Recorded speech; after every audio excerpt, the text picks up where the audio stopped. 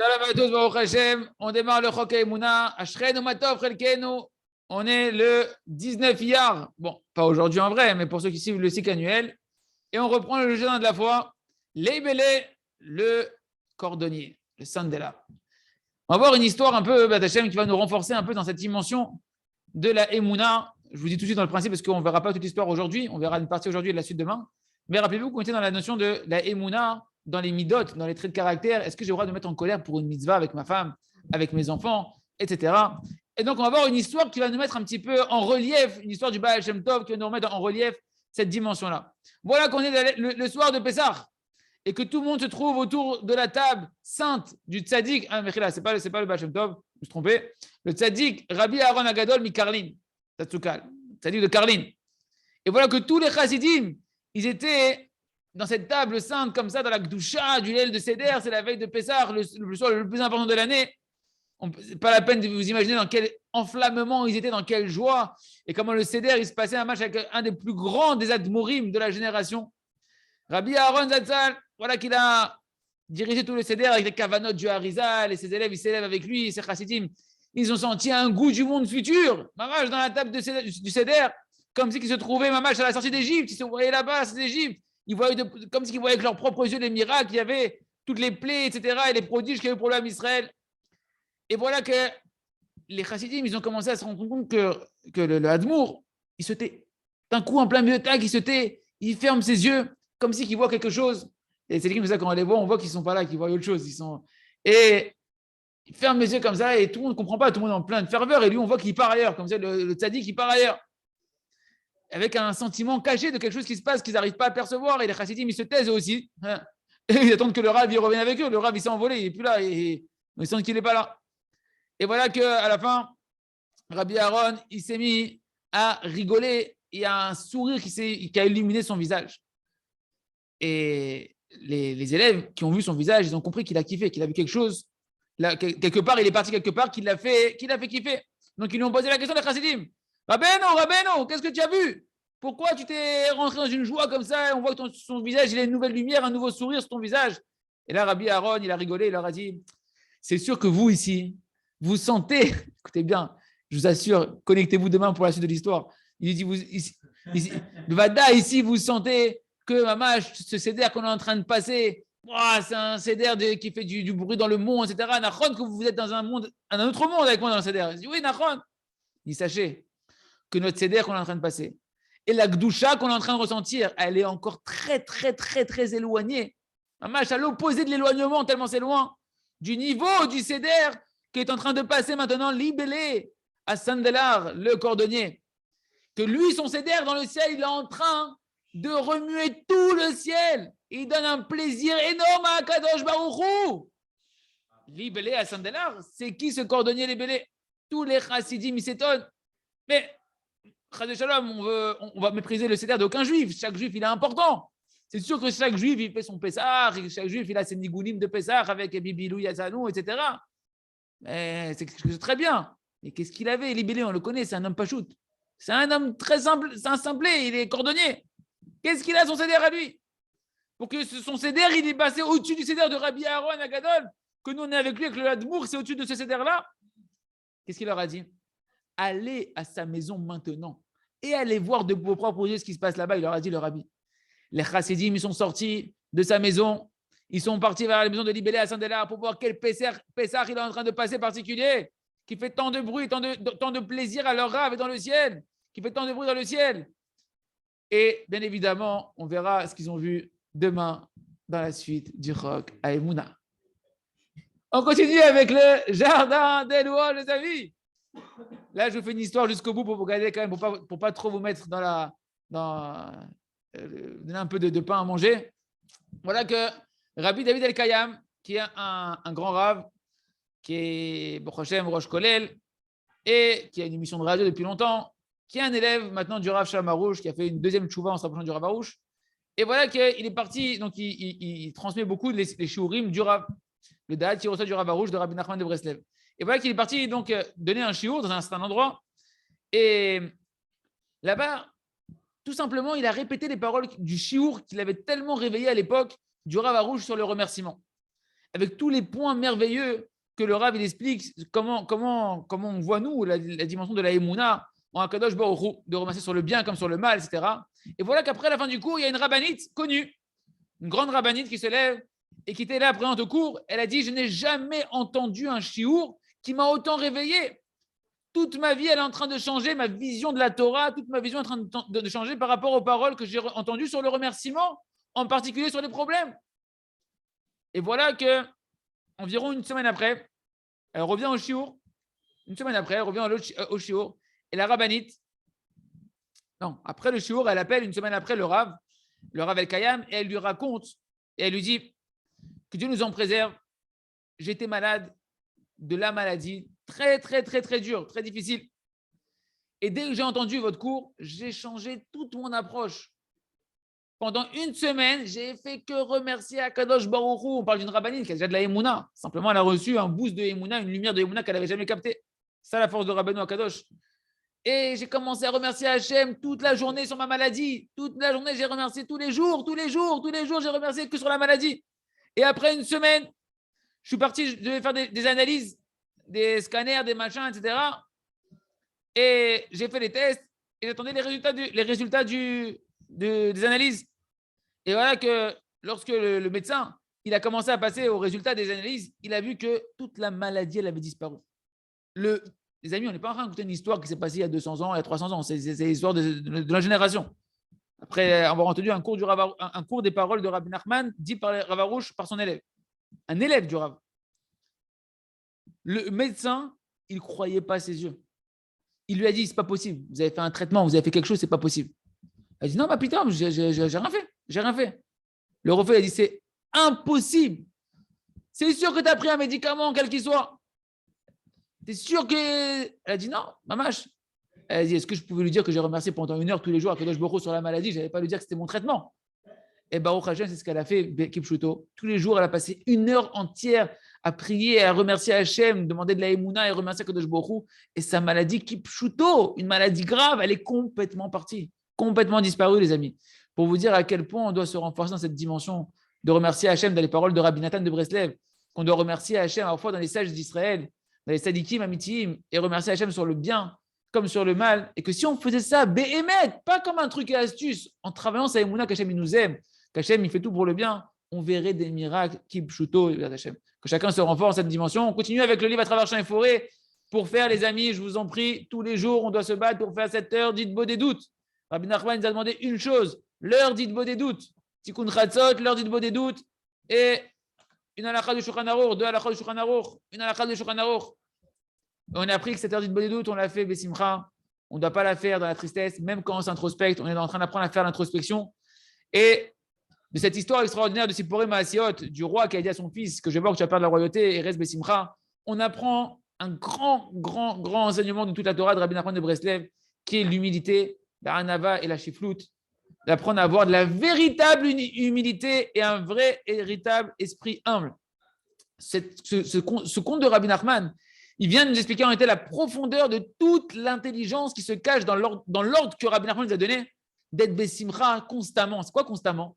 D'être Bessimcha Tamid, mitzvah, gedola, liot Bessimcha Tamid. C'est quoi Tamid? Même après un échec, même après une grande épreuve. En réalité, la profondeur de cette dimension de la simcha, d'être dans la simcha même après les épreuves et les échecs, vient nous expliquer la qualité de l'humilité, la qualité d'avoir un esprit humble, que le roi qui est à Kadosh Baruch Hu, il sait que tu vas traverser des chutes, il nous dit dans le conte. Je sais que tu vas traverser des chutes, des épreuves, des avérotes, des difficultés, etc. Et il t'ordonne le même roi, reste joyeux. Fais attention de ne pas laisser rentrer une goutte de tristesse à l'intérieur de toi. Parce que de la même manière que j'ai voulu, moi, te donner la royauté, rappelez-vous que c'est le roi qui a promu son fils roi de son vivant. C'est-à-dire quoi? Il lui dit le roi, n'oublie pas que de la même manière que j'ai voulu te donner la royauté, la réussite, de ne pas tomber, de pouvoir avancer sans tomber, etc. Que je t'ai donné la réussite, c'est ça, donner la royauté de ton vivant.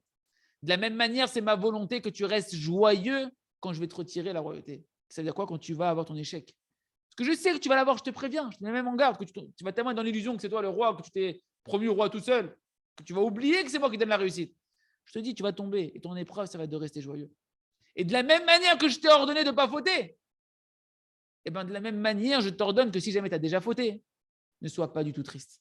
C'est Atsoum ce qui nous a caché Rabbi Nachman dans ce conte.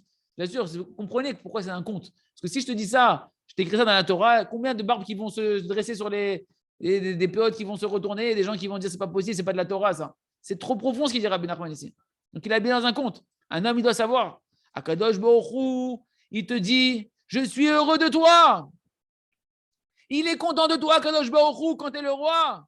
C'est quoi que tu es le roi? Quand il t'a donné la royauté. Quand tu réussis, il est content de toi, Hachem, il te kiffe, il est content que tu es le roi, que son fils, il est roi.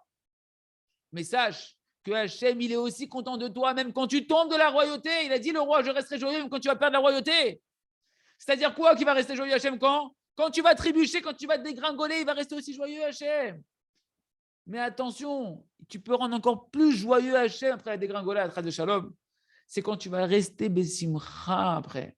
Si tu sais te maintenir dans la joie le plus rapidement possible, de te reconnecter à la joie quand tu prends conscience que tu as chuté. Pourquoi Kadosh Baruch Hu? Pourquoi? Parce que Kadosh Baruch Hu, il aime chacun. Pourquoi Kadosh Baruch Hu, il aime son fils même après un échec? Pourquoi Kadosh Baruch Hu, il aime son fils quand il reste Bessimcha même après un échec? Quelle intelligence est là-dedans? C'est n'importe quoi. Quand tu vois ton enfant qui est tombé, tu restes Bessimcha. J'aime pas, il reste Bessimcha. Pourquoi? Parce que quand Akadosh Baruch Hu, qu'est-ce qu'il est en train de sonder? Ça montre que cette personne-là, qui est par terre là, s'il reste Bessimcha quand il est par terre, quand il voit qu'il a dégringolé, c'est qu'il connaît sa véritable place.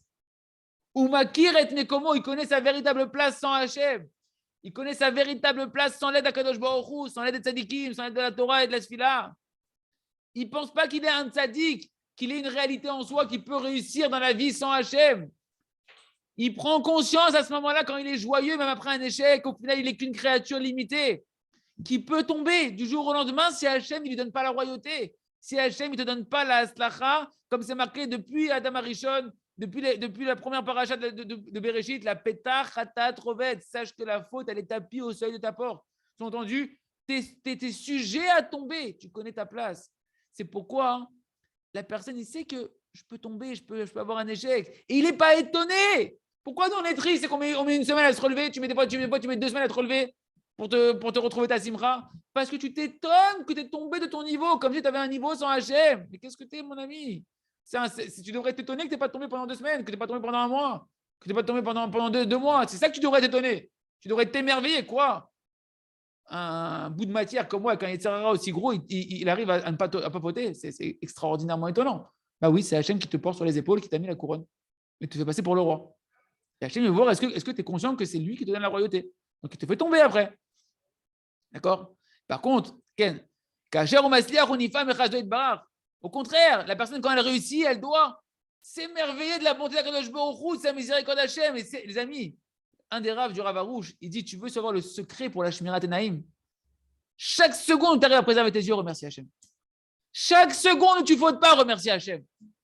Tu dois vivre que chaque seconde que tu surmontes ton Yetzer Hara, c'est surnaturel. C'est le roi qui t'a transmis la royauté. Tu dois dire merci Hachem. Ah, tu oublies de dire merci. Tu crois que tu es le roi, tu vas enseigner aux gens comment préserver leur Yetzer Hara et tu crois que c'est toi, etc. Bien, je vais te faire tomber. Par contre, si tu restes Bessimcha, ça montre que ta vie, tu as compris la leçon.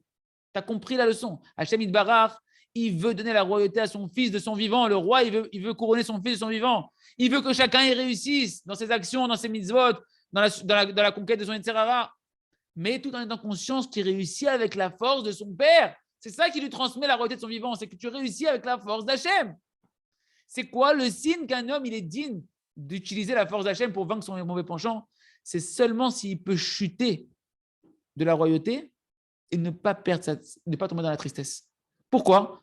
Parce que c'est que lorsqu'un homme, il sait que la royauté qu'il a, toute sa réussite qu'il a eue jusqu'à présent, de ne pas se mettre en colère, de préserver ses yeux, de ne pas donner la chanara, etc., toute la réussite, même matérielle, tout ce que tu veux, il sait que ça lui a été donné que par bonté gratuite d'Hachem Yitbarach, pas bonté, et que ça ne lui appartient pas du tout. Il n'y a qu'à ce moment-là qu'il est digne de pouvoir utiliser la royauté d'Akadosh Baruch Hu, la force d'Akadosh Baruch Hu, pour faire ce qu'il a à faire. Et c'est quoi l'expression la plus fiable que Béhémet, tu vis cette réalité d'humilité qu'on est en train de voir, cette vérité que c'est Hachem, toute la force que tu as? Si tu sais rester Bessimcha, quand Hachem il te retire la royauté qui est ta réussite. Et là, Hachem il dit alors, tu Tu as confiance en moi, que c'est moi qui t'ai donné, que c'est moi qui te retire, que je vais te redonner. T'inquiète pas, je veux juste voir, est-ce que tu es conscient que c'est moi qui est derrière tout ça? Parce que c'est la seule preuve, les amis. C'est la seule preuve, nous dit Rabbi Nachman de Breslev, si ta simcha que tu avais avant la chute, elle était véritable, ou si c'était de l'orgueil. Si jamais tu es triste après la chute, c'est toute ta joie que tu avais de ta réussite, c'était de l'orgueil. Ouais, donnez-moi du kavod, je réussis, je suis un sadique, j'ai des PO, j'ai une kippa. Okay? Parce que la simcha véritable, les amis, elle dépend de rien. Elle dépend ni de ton compte en banque, ni de ton compte en mitzvot. Ta simcha véritable, elle dépend de rien du tout. Un homme, il doit être besimcha uniquement en Hachem. Anochi esmar b'Hachem. Hachem, il est content de moi, même quand je suis tombé. Il est encore plus content quand je suis tombé que je suis besimcha et pas triste. Alors, je suis besimcha. Je sers Hachem. Le service d'Hachem dans la chute, c'est de rester besimcha. Pour pouvoir faire teshuvah par amour, pour pouvoir rebondir le plus rapidement et faire teshuvah par amour. Parce que si je suis triste, Hachem, il a eu la tristesse. Parce que je vais être triste. Les amis, ça demande encore à être approfondi. On continuera, merci Hachem, demain. On continue avec le jardin de la sagesse. Vechen Akfira, les amis, pareil, l'hérésie. Eh bien, on avait parlé, rappelez-vous, que la joie, c'est ça qui amène la liberté de tous les mauvais caractères, qui amène l'homme à avoir un paradis sur terre. La joie de la Emouna, de la foi en Hachem, elle te libère de tous les mauvais caractères et tu vis au Emouna, au Geinom. Si tu as la foi, tu es dans le paradis. Si tu n'as pas la foi, tu es dans l'enfer. L'hérésie, les amis, c'est ce qui amène un homme. L'hérésie, le contraire de la foi, ça amène l'homme à être assujetti à tous les mauvais désirs et les mauvais traits de caractère qui sont la première cause de souffrance d'un homme sur terre. C'est pas, comme je l'ai dit la dernière fois, c'est pas l'enfer, c'est les autres, comme il a dit le philosophe. L'enfer, c'est tes mauvais traits de caractère, tes mauvais désirs, ou l'enfer, c'est ton hérésie, ton manque de foi. C'est tout. Par exemple, le désir de l'argent. Quelle punition! Le désir de l'argent, mais quelle punition terrible! Un homme, il court, il cherche de l'argent, il se met en colère pour chaque centime qu'il a perdu, que l'autre il lui a pris, etc. Il est coléreux, il est angoissé, constamment il se fait du tourment, il est sur ton téléphone non-stop, en train de regarder à droite, à gauche, comment la parnassa, etc. Il travaille dur du matin au soir, du lever du soleil jusqu'au sorties de sa neshama. Ou bien un homme, il a le désir de manger. Quelle souffrance pareille de manger. Alvaï qu'on soit au niveau de ce qu'on dit. N'oubliez pas que c'est le rave, c'est pas moi qui parle. Hein. Qu'un homme, il peut pas. Un homme ne peut pas être tranquille. Constamment, il faut qu'il mange quelque chose. Et encore un truc, quelque chose qui est en train d'endommager sa santé en plus, qui lui donne envie de dormir après. Tous ces mauvais désirs, ils proviennent de l'hérésie qui est dans l'homme. Un homme qui voit les mauvais désirs comme une réalité de ce monde-là, et qui ne voit pas Hachem qui le vitalise et qui est sa source de joie, celui-là, il ne peut pas être heureux. Par contre, celui qui a la Emouna, que toute la vitesse de ce monde-là, que tous les bonheurs de ce monde-là, la source, c'est Hachem, il lui suffit juste de se connecter à Hachem dans sa Emouna et il est heureux. Le grand principe, les amis, le grand principe, c'est quoi? C'est que toute la souffrance d'un homme, eh ben, il ne souffre en réalité, chacun d'entre nous, que du mal qu'on a à l'intérieur de nous-mêmes. C'est-à-dire, c'est quoi tout ce mal? C'est ton hérésie. Le fait que tu ne travailles pas ta foi. C'est pourquoi, pour se nettoyer de tout le mal et sortir de tout l'enfer sur terre, il n'y a qu'une seule possibilité. C'est seulement celui qui va travailler jusqu'à avoir une foi totale.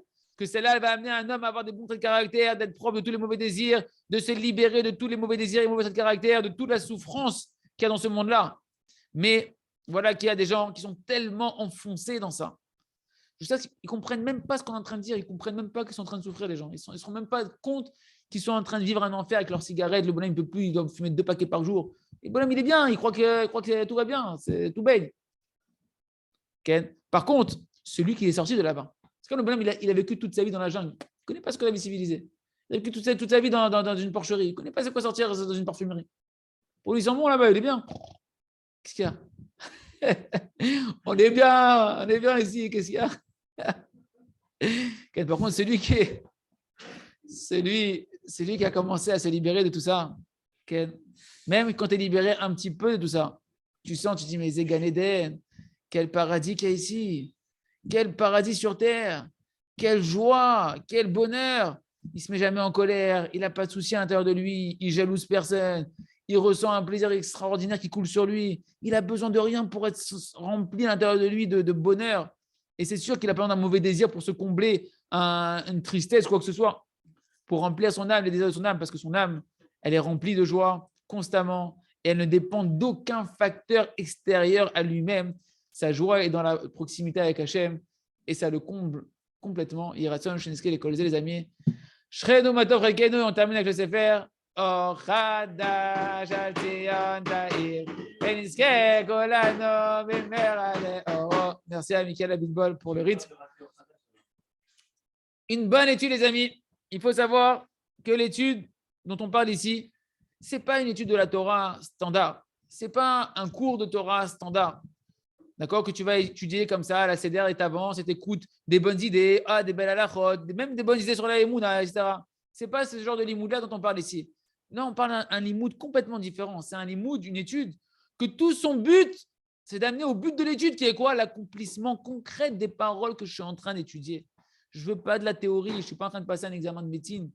Je suis en train maintenant de vouloir changer avec la Torah, que cette Torah, elle me transforme. Comme il dit le Ramban, Moshe ben Nachmanid, le Nachmanid,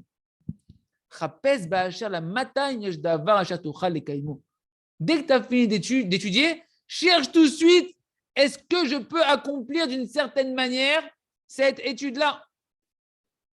Dans cette étude-là, peu importe la quantité de pages que tu as accumulées, d'accord? Peu importe combien de connaissances tu as accumulées, c'est-à-dire que tu peux étudier en réalité un petit peu. Tu peux étudier un petit peu. L'essentiel, c'est que de savoir que le sujet sur lequel tu es en train de travailler, ça, tu veux le connaître parfaitement. Cette Nekuda, j'ai appris un point. Ce point-là, je veux qu'il perce mon cœur. J'ai appris 2-3 points aujourd'hui. Je veux que ces points-là, ils rentrent à l'intérieur de moi. Et c'est ça tout l'essentiel de la qualité. Ici, c'est la qualité qu'on veut voir. La qualité et la clarification de ton étude et l'ambition de sortir, la volonté de sortir de cette étude-là, de la traduire dans des bons comportements, dans une mamache, c'est de prendre tout le renforcement qu'il y a dedans, qui va augmenter ta volonté, qui va t'amener après à prier, à crier. Et l'essentiel de l'essentiel, les amis, comme on a dit dans cette étude-là, c'est quoi? C'est le plus dur, sur lequel le Sarah, il se bat le plus, c'est la chazara quotidienne des paroles que tu as clarifiées qui sont importantes pour le sujet dans lequel tu veux travailler, parce que c'est ça qui va enflammer ta volonté. Quand tu vas aller prier, ta prière, elle va être de feu, elle ne va pas être une prière monotone, parce que tu t'es fixé qu'il faut prier tous les jours une demi-heure sur ce sujet-là. Et nous, on doit savoir que ça, les amis, il dit le Rav, et ça, il y a un combat. Quand tu rentres dans le monde de la Torah, il y a un combat contre ça. Le Rav, il nous dit, sache que ce limoud-là, c'est l'étude la plus élevée qui existe. Comme elle dit la Mishnah dans Pirkei Avot, Dalet, Alomed, celui qui étudie, Almenat la Asot, pour accomplir, celui-là, on lui donne la possibilité non seulement d'étudier et d'enseigner, d'accomplir et de préserver la Torah qu'il étudie. Toute la perfection, elle est quand tu étudies pour accomplir. C'est une grande promesse, les amis, la plus grande qu'il y a sur le limoud, sur l'étude de la Torah. Celui qui étudie de cette manière-là, c'est une promesse qui va arriver à tout. Il va arriver à avoir une volonté forte. Et cette volonté forte, elle va l'amener à étudier, à enseigner, à garder la Torah, à accomplir la Torah, etc., etc., etc. Et c'est ça le chemin par lequel sont passés tous les grands tzadikim, qui savaient la force de cette étude-là, qui ont étudié avec une concentration particulière, comme on est en train de le voir ici, jusqu'à ce que chaque étude qu'ils ont fait les a amenés à avoir une volonté d'accomplir. Et ils ont après multiplié les prières pour que leur étude se transforme en une action concrète. Et ils ont mérité de faire ce qu'ils ont fait, de changer comme ils ont changé, et de pouvoir faire changer d'autres personnes avec eux derrière eux. C'est quoi le signe? Est-ce que j'étudie correctement ou pas correctement? Comment je peux diagnostiquer maintenant si mon étude elle est correcte ou pas? Est-ce que ton étude, elle enflamme ta volonté jusqu'à ce que tu sens que tu as une volonté de feu puissante à l'intérieur de toi, que tu ne peux plus rester comme ça, tu sens que tu ne peux pas rester comme ça, qu'il faut que je sorte crier à Kadosh Baruch Hu pour changer? Ça, c'est une bonne étude. C'est étudier pour accomplir, pour changer. Mais si ton étude, elle ne réveille pas une forte volonté à l'intérieur de toi, ce n'est pas suffisant. Alors, pour que tu te mettes à crier à Kadosh Baruch Hu, ça montre que cette étude-là, Ken, elle a encore un grand défaut, que tu ne vois pas en face de tes yeux de manière claire et organisée les niveaux et l'importance et ce que tu vas gagner en travaillant ce sujet-là par rapport à ce que tu vas perdre de l'autre côté quand tu ne travailles pas à ce sujet-là. C'est pour ça que ton travail, ta volonté, elle ne se réveille pas comme ça. Tu ne sors pas au travail de toutes tes forces parce que tu ne vois pas qu'est-ce que je gagne, qu'est-ce que je perds. Ouais, bon. Tu es dans un parvé. Tu vois, c'est pas du halavi, ce n'est pas du bassari, ce n'est pas du lait, ce n'est pas de la viande, c'est neutre. Je suis neutre. Bon, ok, faut aller parler à Hachem, on va parler à Hachem. Un pied là, c'est pas noir, c'est pas blanc, on se met dans le gris, un peu entre les deux. Et cette étude-là, les amis, elle n'a pas atteint son but. Car l'essentiel manque encore du livre. Tant que tu n'es pas arrivé par ton étude à aller crier à Kadosh Baruch Hu, à avoir un feu à l'intérieur de toi, de changer, il y a un seul chez l'école, Chazak ve nitrazeh.